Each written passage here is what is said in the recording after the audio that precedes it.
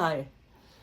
So talking about the silence in organisations and how silence is the loudest scream and silence is really golden in your organisation. And one of the things that you can do to avoid the silence, and you must do, is to create an environment of psychological safety. Now, the term and the concept came to the forefront with Amy Edmondson's work, but there was discussion on psychological safety prior to that.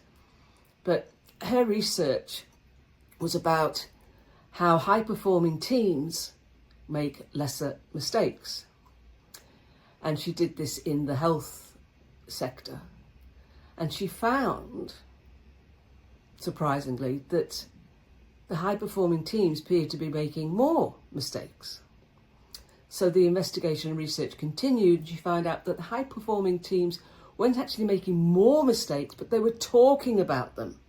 They were discussing them. They were putting them on the table and saying, right, this is what didn't work. What can we do better next time? And that's why they were high-performing teams.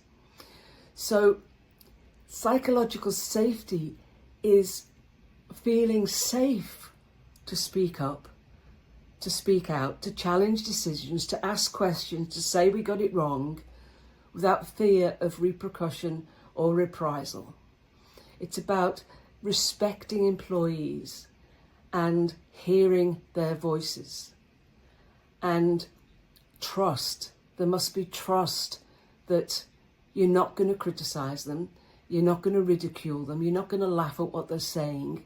You value their input and they're safe to speak up. And unless you have that psychological safety, the silence could kill you, because people are not prepared to tell you what's really going on. So as a leader, model the behaviour. Prepare to be vulnerable. Talk about mistakes you have made or are making, problems that you don't have the answer to, and say, I do not know the answer to this. Can you help? Be prepared to be vulnerable. That's a sign of courage. And show that you trust your employees. Let them speak up. Let them speak out, and let them know that there's no fear of repercussion or reprisal in doing so.